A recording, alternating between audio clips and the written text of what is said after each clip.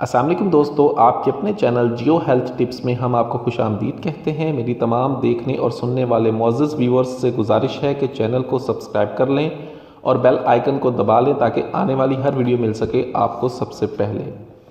दोस्तों, चने इंसान की आम सेहत और मर्दाना सेहत के लिए बेहद मुफीद हैं, लेकिन चने किस वक्त और कैसे खाए जाएं इस तरीक़ाकार से बहुत कम लोग वाकिफ़ हैं। अक्सर लोग रात के वक्त भुने हुए चनों का इस्तेमाल दूध के साथ करते हैं, जो किसी हद तक ठीक है, लेकिन ऐसा करने से अक्सर लोगों को रात को भारीपन हो जाता है और बहुत से लोगों की तबीयत अक्सर ख़राब हो जाया करती है।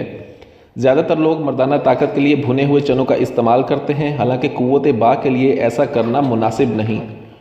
भुने हुए चने आपको कैल्शियम और आयरन बहुत ज़्यादा मिकदार में फ़राहम करते हैं, लेकिन इसका असर आपकी क़ुव्वत बा पर बिल्कुल नहीं होता। तो चने किस तरह, किस वक्त और कैसे खाने चाहिए, आज की वीडियो में हम आपको ये बताएंगे। लेकिन इससे पहले एक बार फिर मेरी तमाम व्यूवर्स से गुजारिश है कि चैनल को सब्सक्राइब कर लें और बेल आइकन को दबा लें ताकि आने वाली हर वीडियो मिल सके आपको सबसे पहले। और इस मालूमाती वीडियो को शेयर ज़रूर कीजिए ताकि दूसरे लोग भी इससे फ़ायदा उठा सकें। तो चलते हैं वीडियो की जानिब।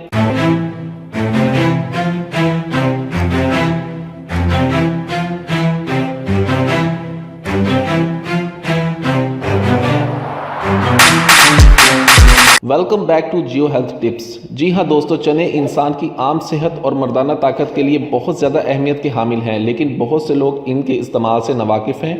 आज की इस वीडियो में हम आपको मर्दाना ताकत के लिए चने खाने का बिल्कुल सही तरीका बताएंगे, जिससे आपकी क़ुव्वत बा बहुत ज़्यादा होती है। और दोस्तों, क़ुव्वत बा के लिए चने खाने का सही वक्त सुबह निहार मुँह है।